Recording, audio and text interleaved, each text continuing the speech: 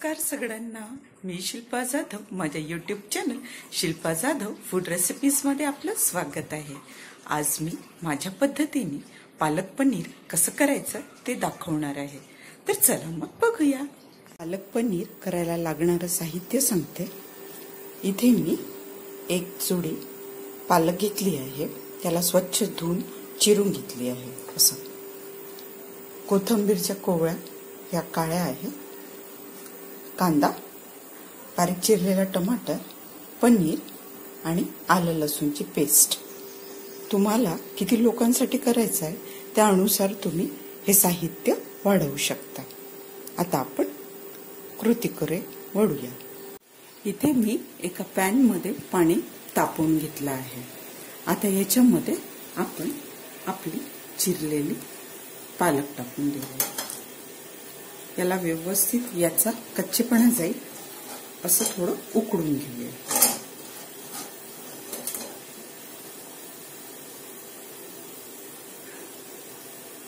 आणि आपल्या कोथिंबीरच्या कोवळ्या काळ्या हे आपण याच्यातच टाकून देऊया. कोथिंबीर तुमच्याकडे कोवळ्या काळ्या नसेल तर कोथिंबीर असेल तर ती यूज करा, पण यूज नक्की करा, कारण की याच्याने स्वाद खूप छान येतो.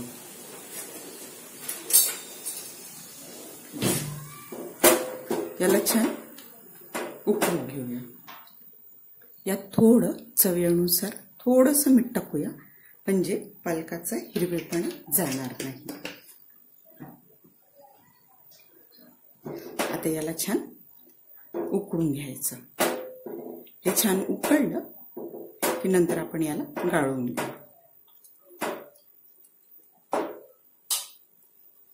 पालक व्यवस्थित उकळली की आता याला आपण गाळून घेऊया.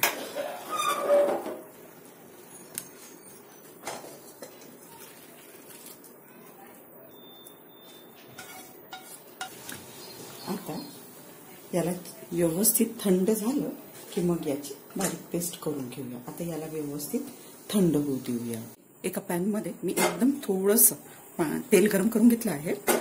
आता याच्यामध्ये आपण आपले पनीर एकदम थोडेसे सोते करून घेऊया. जास्त याला ब्राऊन नाही करायचं, आपल्याला एकदम हलके फ्राय करायचे आहे.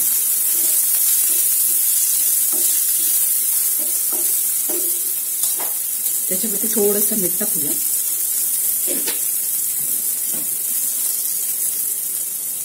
आणि थोडीशी लाल तिखट. याला छान आता फ्राय करायचं. एकदम कमी तेलामध्ये याला हे करायचंय, फक्त याला सॉफ्ट करायचे आहे आपल्याला. याला खूप गोल्डन ब्राऊन असं वगैरे नाही करायचं. व्यवस्थित झाले यांना काढून घेऊया. व्यवस्थित छान झाले आहेत. मी सेम पॅन मध्ये थोडं तेल तापवून घेतलं आहे फोडणीसाठी. आता आपण याच्यामध्ये बारीक चिरलेला कांदा टाकूया.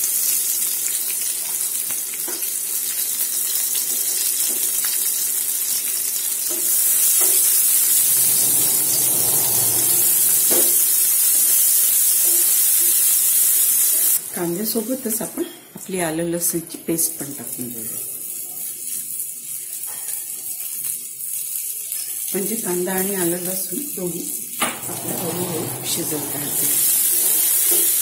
आता याला पण छान दोघांचा कच्चेपणा जाईल असं आपण परतून घ्यायचं.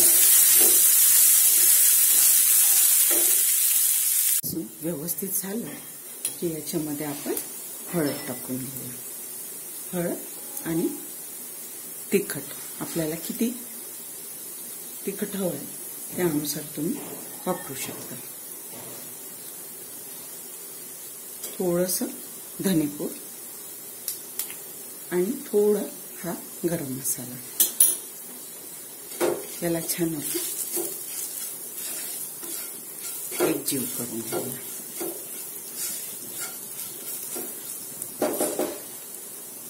मसाले व्यवस्थित झाले की याच्यामध्ये आपण थोडंसं बेसन टाकून घेऊया. बेसन आपण यासाठी याच्यात इम्पॉर्टंट आहे की जेव्हा आपण पालक याच्यात टाकतो आणि शिजवतो तेव्हा त्याचं पाणी आणि पालक असं वेगळं वेगळं होत असते. ते होऊ नये म्हणून हा बेसन आपण यूज करत आहे. बेसन टाकल्यामुळे त्याला छान असा घट्टपणा येतो आणि पाणी आणि पालक असं वेगळं होत नाही. म्हणून बेसन थोडंसं चम्मचभर बेसन नक्की वापरायचं, हे इम्पॉर्टंट आहे. याच्यामध्ये बेसनाचा कच्चेपणा गेला की याच्यात आपण आता टमाटर टाकून घेऊया. छान बारीक चिरलेले टमाटर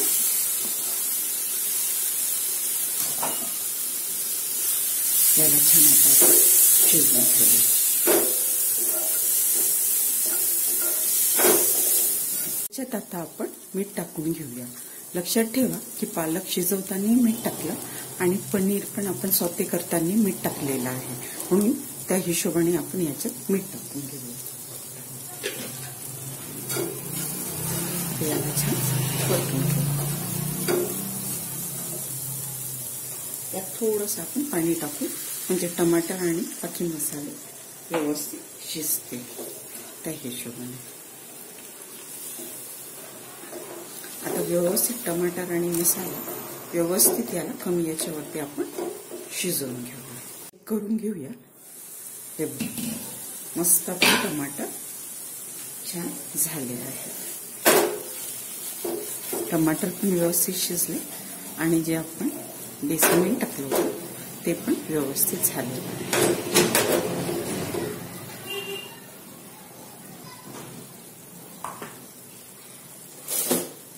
आता याच्यामध्ये आपण आपले पालक टाकून घेऊया.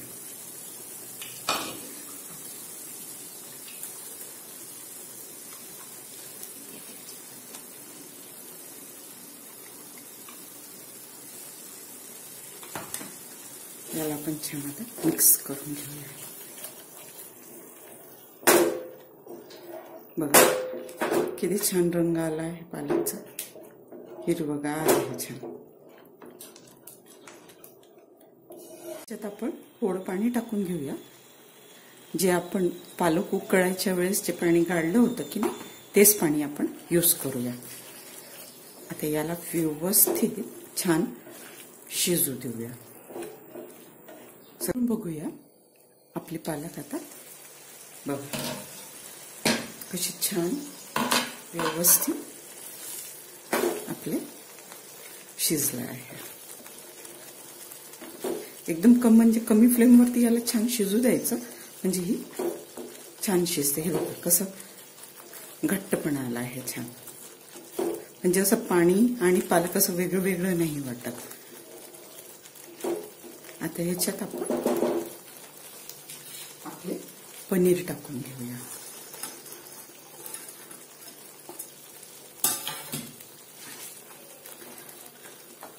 आणि आता पनीरला पण छान पालकमध्ये ऍब्झॉर्ब होऊ द्यायचे म्हणजे ते छान मऊ पडतात.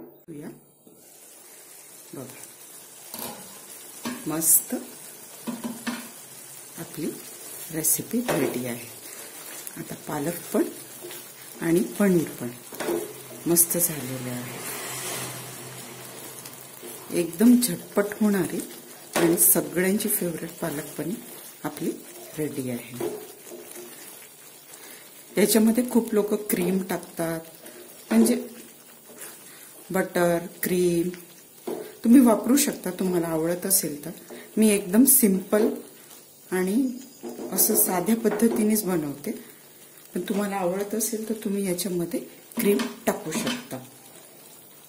पण थोडं वरून छान कोथिंबीर टाकून देऊया. एक नंबर डिश झाली आहे आपली. आता तुम्ही याला चपाती सोबत जीरा राईस सोबत मस्त तुम्ही एन्जॉय करू शकता. हे बघा एकदम छान टेस्टी. माझ्या पद्धतीने नक्की तुम्ही करून बघा. रेसिपी आवडल्यास लाईक शेअर कमेंट आणि सबस्क्राईब करा. आणखी तुम्हाला कोणती रेसिपी बघायला आवडेल मला कमेंट करून नक्की सांगा. स्वस्थ रहा आणि मस्त खा. थँक्यू.